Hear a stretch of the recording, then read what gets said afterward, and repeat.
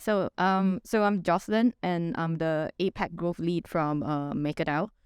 So today, I will talk about some of the challenges that MakerDAO actually face when we are transiting to MakerDAO 2.0, and to talk about how much decentralization is enough, and how does MakerDAO focus on building a stronger governance structure and finding ways to balance profitability with decentralization, which is, I think, it's a constant struggle for a lot of DAOs in the space.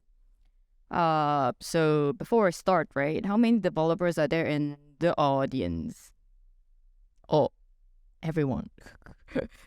Community builder? No.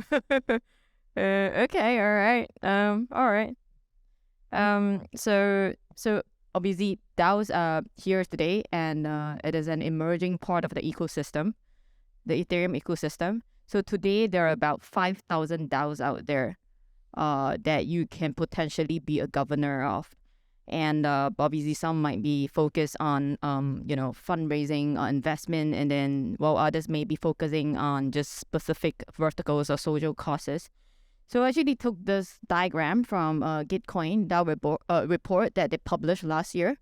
I mean, this goes to show how complex DAO decision making process is, right? If you look at that model on the left, it's a splice of vote delegation data. So each node is a voter, and each edge is actually a delegation transaction. And imagine this is just Gitcoin DAO, voting decision. So why do we want to learn about DAO? Obviously, by studying different DAOs, we get a better understanding of the various ways in which they're structured and governed. And for example, some DAOs may have a more democratic decision-making process, and then some of the DAOs may be a little bit more centralized, or like a hybrid, like decentralized, centralized governance structure. So DAOs essentially are enabled by the smart contracts, right? And they're supposed to be self-sustainable, but the thing is, I figured that a lot of DAOs out there today, they tend to actually focus on a lot of short-term plans. For example, building the culture, building the team, building the product roadmap, and then obviously fundraising, and think about and scaling the protocol itself. So and a lot of times, like basically mapping out like long-term strategy for the protocol get left behind. For example, building a sustainable DAO, right? Like, because it is supposed to be self-sustainable, like, it's powered by a set of smart contracts. So I'm just gonna share a little bit more about MakerDAO journey itself, before diving deep into the new governance structure, actually. So if you look at back in 2017, Sai, which is the first version of DAI, backed by just Ethereum, was launched in 2017 by the MakerDAO Foundation. And then in 2019, we have the multi-collateral DAI launch, which is backed by various types of different decentralized collateral types. For example, your LP pools on Curve, ETH, stake ETH, and then like stake ETH, and then some other governance tokens, for example, Yearn Finance, Mana, Decentraland Mana token, Polygon Matic, as decentralized collaterals. And then fast forward to 2021, the foundation dissolved. So the foundation was set up in a way where, we have always set up in a way where, eventually the foundation will be dissolved and it will become a DAO. It is in the name itself, right? MakerDAO. So in 2021, the foundation steps down and actually hand over, I think, 80,000 of MKR token to the DAO, and transferring the full power to MakerDAO token holders. And in mid-2021, that's where we go on a full DAO mode. So we went on a full DAO mode where I think there are like about 10 different core units being established for different various purposes. We have the protocol engineering core unit, which is in charge of building the smart contracts for the protocol. And then we have the growth core unit, which I'm actually currently working for, which will be dissolved in 2 months. And so we, essentially, core units are just, departments, within the DAO itself, contributing to the protocol. So, and then in last year, we had a new endgame plan, and that was introduced by the founder, Rune Christensen. So Rune actually came up with a new endgame plan, which I'm gonna share a little bit more about endgame plan later on. And then we have the Maker Institution approved early this year. And then right now we are going through we're in the midst of actually restructuring the governance model. Right. So the existing governance model, it's powered by 3 pillars, right? Which is, for example, we have contributors like me, contributing to the protocol. We get paid for working for the protocol, and then we have the Maker improvement proposal, similar to the Ethereum Foundation Ethereum improvement proposals, where partners can actually put forth proposals and to drive to put forth different proposals to get decisions to make decisions about various different parameters within the protocol itself. For example, DAI, for DAI to be minted, a vault holders will have to over collateralize at 150% today. But for different collateral type, other than Ethereum, the collateralization ratio could be higher. So these are the decisions being made by the Maker token holders, right? And which is the third pillar. We have the Maker token holders and their delegates coming in to make decisions, to make important decisions for the protocol itself. And so this end of the year, we will be launching 6 confirmed sub-DAOs. So they're essentially smaller DAO core units within the protocol itself. There you go. So, and for all DAOs, including MakerDAO, right? The key goal for a DAO is really to, balance decentralized governance and operational effectiveness. Today, if you look at, how long-winded or slow the governance process is, it is because, DAOs are very much relying on decentralized governance.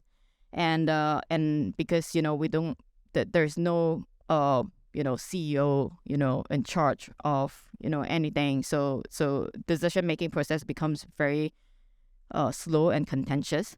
And another goal for DAOs is also to balance the trade-offs between decentralization and profitability of DAOs, right?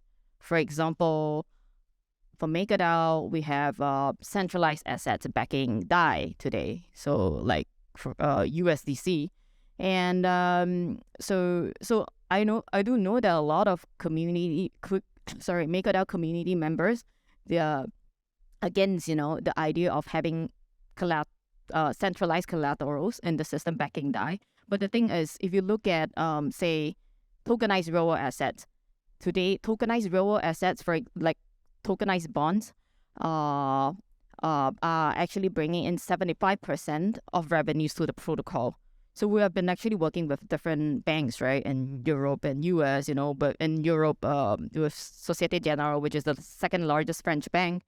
It started out as a pilot. Recently they minted 30 million DAI against tokenized bonds backed by consumer loans. And then we have Huntington Valley Bank, which is a tier 2 community bank in the US. They likewise use tokenized syndicated loans as collateral in the system to mint 100 million worth of DAI. So that's a lot of revenues for the protocol. And so that's something that we need to balance, basically profitability and decentralization. Because ultimately, I think DAO is still a business. We need to make money to pay contributors and to make the Maker token holders happy. And so that's something, regulatory risk. DAO exists in a very, very gray area today because there's no legal structure to determine what a DAO is, and for a DAO to basically, it's like, how do DAO even actually function without, traditional corporate management structures, right? And what is, how does the legal status be defined? And if there's something happen to a DAO, if the funds are stolen from the protocol, who are accountable? So these are the different questions that are that I think even people like us in the space, contributors like us in the space, trying to figure out, address, and policymakers and regulators are also slowly looking at regulating DAOs. In the US, I know that they have a Wyoming DAO law, and so I mean, that's, I think, probably the first regulatory framework put for DAOs, right? So the key challenges that we're facing today is obviously, like I said, the very slow and contentious decision-making process.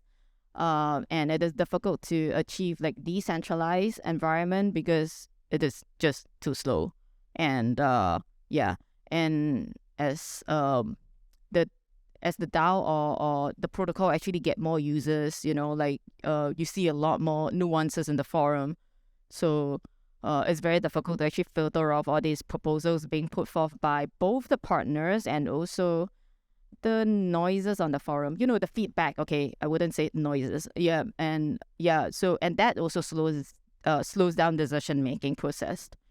Profitability, again, like I said, it's very difficult to balance the desire for profitability with the need for decentralization, because like all DAOs, at least for MakerDAO, right?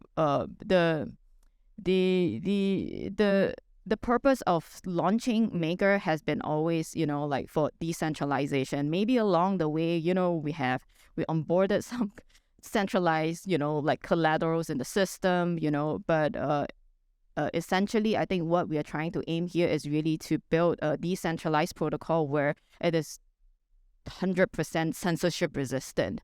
And that is also why we are going through this transition right now, to build a stronger governance structure, to take that complexities away from the current protocol, because we have way too many, centralized real world assets that are exposed that to the real world regulatory risk.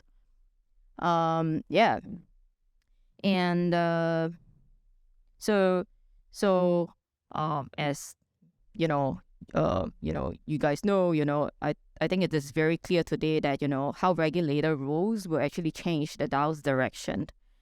And therefore, I think it is very important to take into consideration different possible regulatory stances or scenarios and plan ahead your development roadmap, or, like even protocol roadmap. So these are the three different stances of collateral backing DAI itself. So this might be outdated, but then I think it's a good idea to actually showcase, how we take into consideration all these different possible regulatory environments, and basically make and adjust, the different collateral types in the protocol itself. So for the first 3 years, Pigeon's stance is that we maximize full growth within the protocol. So we double down on all the real world assets, collaterals in the system. For example, like all these tokenized real world assets that we have been onboarding in collaboration with Centrifuge, and we will use that income, which is the revenues, to acquire more ETH. So basically, going back to the Genesis time where DAI or Psi was just backed by Ethereum, because today we have like more than just Ethereum, right? And then so ideally after 3 years, which can be delayed by governance, is more like it's a balance between growth and resilience, where we plan to actually reduce the real world assets exposure to just 25%. So that is only if we find that, there's maybe a slight, I don't know, like authoritarian threat, to the protocol. That's what we will do, which is to reduce RWA exposure to 25% and potentially free floating DAI away from the US dollars. But again, like I said, right, it can be delayed by the governance, and obviously it very much depends on the regulatory environment.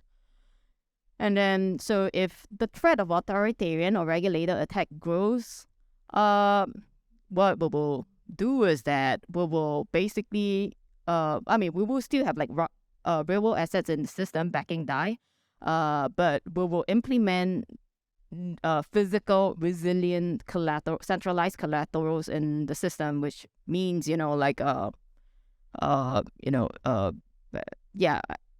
which means regulators cannot seize all these assets, right? It has got to be on chain, somewhat on chain, and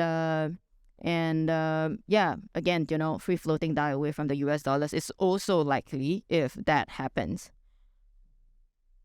So what is the Maker's new endgame plan? So the new endgame plan is it's to break down the DAO into smaller DAO core DAO units, right? For example, like there are, I think, 4 sub DAOs now being spun off. I don't think we're the first to actually spin off sub DAOs, but for us, I think the aim is really to overhaul like how MakerDAO functions in its core. Core units, which is the existing structure, can be, a little bit gatekeeping sometimes because looking at the amount of proposals being submitted to the forum, someone has got to do the filter, right? And the core units, which is the core contributors or workforce, will have to do that, filtering. So sometimes we can be deemed as gatekeeping. But then, but I think, at the beginning when you launch a DAO, when there are a lot of proposals, I think there must be a filter in a way. That's also the very reason why we recognize that, it is an issue, like core units cannot be submitting proposal on the forum and also at the same time executing it. So that's also the very reason why we are spinning off all these different sub DAOs with different scopes and frameworks. So yeah, basically to remove all the complexities and keeping the core protocol lean. The core protocol is essentially just make a protocol which users can go to and borrow DAI or mint DAI against Ethereum. So that's the end game, for MakerDAO. And then, all these sub-DAOs will be in charge of, say, for example, the tokenized real assets, and then, incubation of other different protocols built on top of MakerDAO. So, and all these sub-DAOs are supposed to, adhere to the Maker Constitution. So the Maker Constitution is essentially, guiding principles to lay a new foundation for the protocol's governance, development and investments of its reserves within the treasury. And then it is also a set of official documents, right? Which consists of 12 different articles to lock down all the rules and scope areas of MakerDAO's operations. So this is what I was saying. So while we are entering the new endgame era for MakerDAO, this is something that we are in the midst of doing, basically to restructure the protocol governance itself into constitutional voter committees and constitutional delegates. So what is constitutional voter committees? In my view, they're like political parties. So basically, you have different political parties, forming different strategies, which is aligned to what the Maker token holders want. And then you have the members of, which is the politicians joining this CVCs, making sure so CVC members, which is the politicians, discuss the vision and make sure that the constitutional delegates actually follow the CVC strategy. And then, so in other words, CVCs are like political parties, like I mentioned before, and then CVC members are like the politicians, and CDs, which is the constitution delegates, are like experts that are hired to that are tasked with reviewing all these different proposals and strategies, understanding them, and making sure that they will vote according to the CBC strategy that they're following. And yeah, because I mean, as the protocol actually grows, it becomes way too complex, and this is something that the new governance structure it's doing to help, taking that to basically decentralize the protocol more. So these I'm just gonna quickly go through a few of the key changes, right, within the constitution. So you have 11 constitutional articles and 12 scope frameworks. And one of the key changes is to invite constitutional conservers, which is the external parties, to facilitate governance operations. And then we are also allowing delegation of Maker tokens as collateral, because today Maker token holders will have to stake their Maker token in order to vote. And but that comes with an opportunity cost, right? Because there's with the current market environment, there's a lot to do with their governance tokens. So this is a big change to the constitution, allowing voters to be able to use Maker tokens as collateral to mint DAI. And so we'll be launching 6 sub-DAOs by end of the year, alongside with the activation of Endgame. And I think that's pretty much about it for the constitution. So there are about 12 different scopes. These are the different scopes and frameworks which is to establish the functional limits that MakerDAO, the protocol, and DAI must operate within. So these scopes also outlines the specific areas where contributors can focus their efforts to improve the systems while staying aligned with Maker Constitution and Endgame goals. So there are 4 ecosystem actors. If you look at these 5 different companies being spun off, right? It's basically they have been incubated and onboarded by the Maker governance, and so basically the work previously handled by the core units, right, is being moved to all these multiple independent companies today, independent contracting companies today, to basically improve decentralization, because you have all these companies that are not part of the core DAO. So the core DAO will be just MakerDAO, DAI, Ethereum, and so the structure will become more project-based. I mean, as in a lot of all these different companies, right, they will be paid on project-based funding.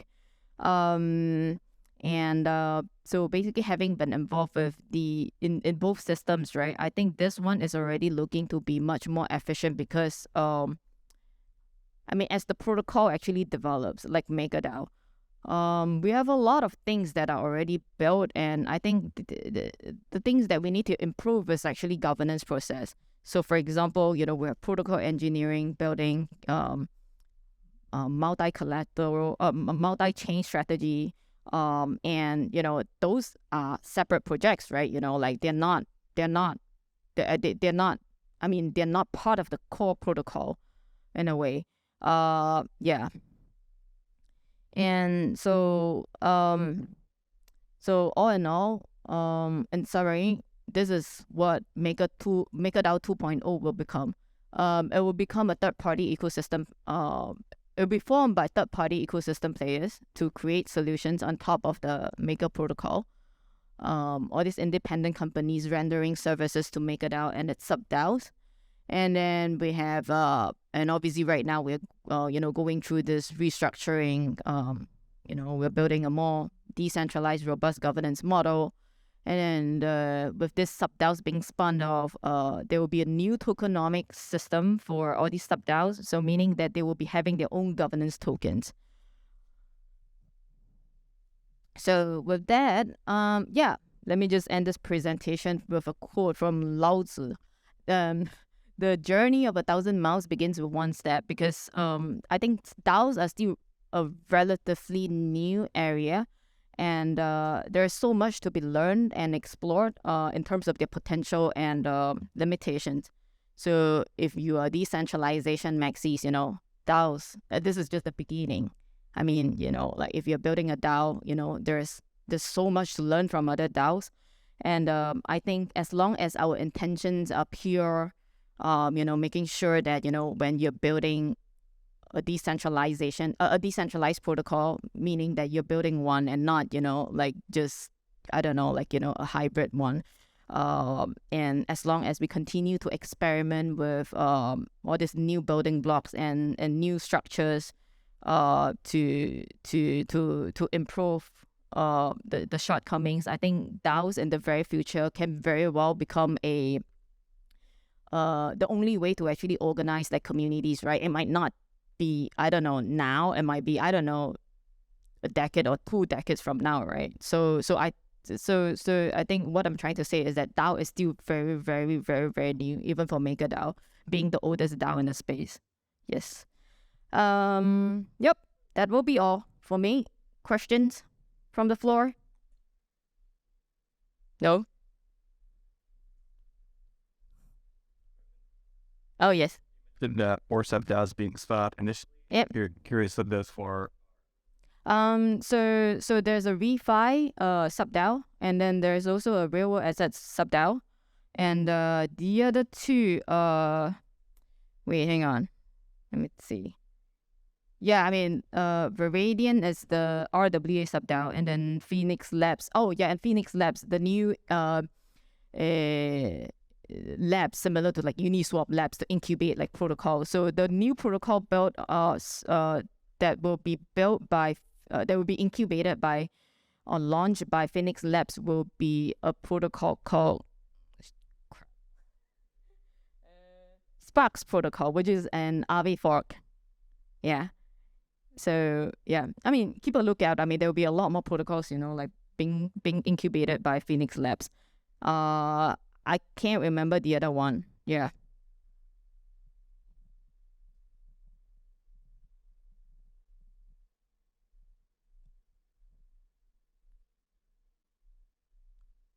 Yep.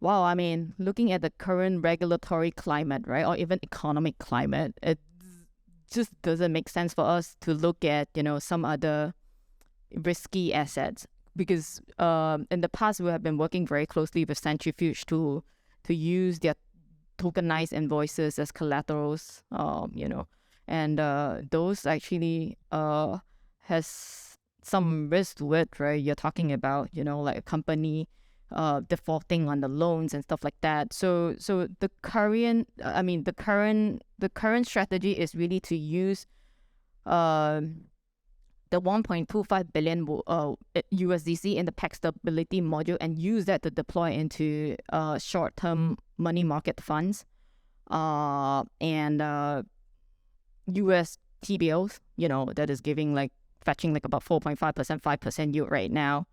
And basically use that revenues, pump it back to the protocol, pay the contributors, I don't know, burn some maker, make the token holders happy. Yeah, so something like that. Yeah. So but I do know that I think one of the sub-DAOs will be spun off to basically focus on decentralized collaterals. So we have been actually in the process of offboarding a lot of decentralized collaterals this week and last week. Yeah. So yeah.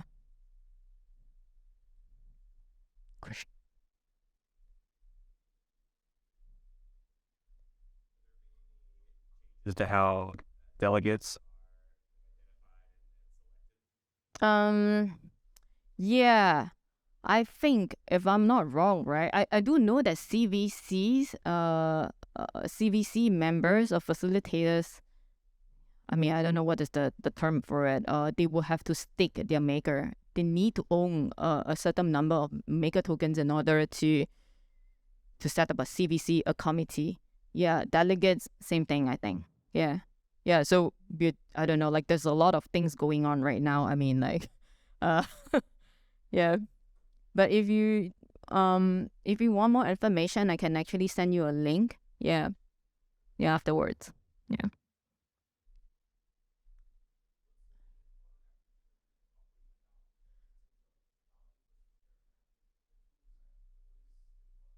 And the bottleneck.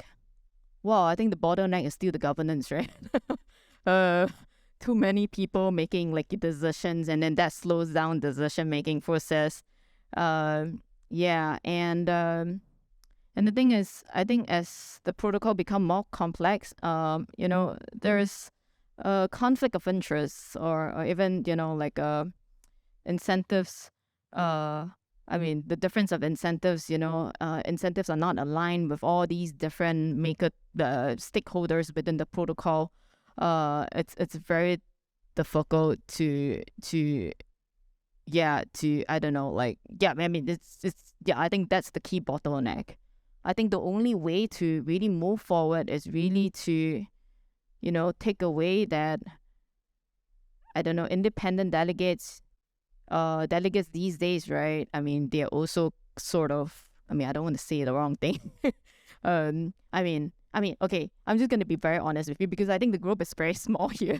So, I mean, a lot of people actually see MakerDAO as the most decentralized DAO in the space, right? I mean, we are struggling with, the whole centralization within the protocol because you often see, certain decision being made by, a party or a group of delegates that are being delegated this much maker tokens, so yeah, but I guess when DAOs progress, you will start looking at it like a country, right? You have all these different political parties, and then and they have different strategies of making sure that the country does well. So this is what I think DAO will become in the future. Yeah.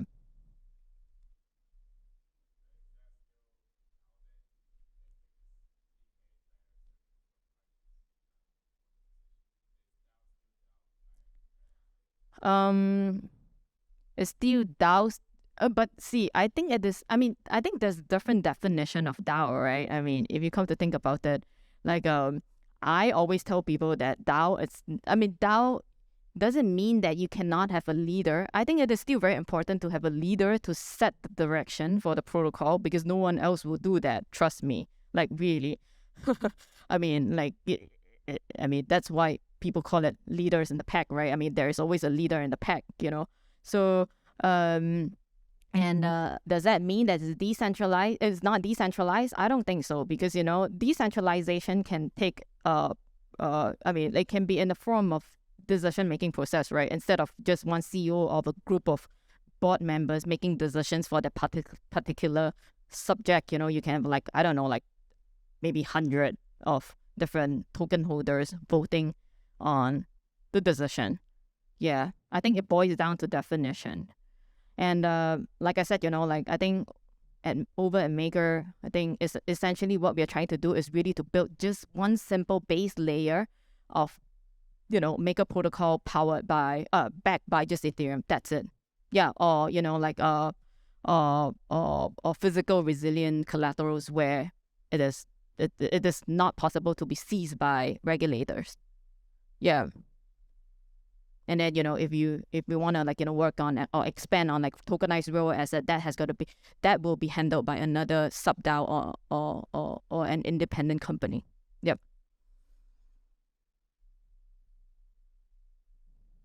No. Okay. That's it, I guess. All right. Thank you, everyone. Thanks for your attention.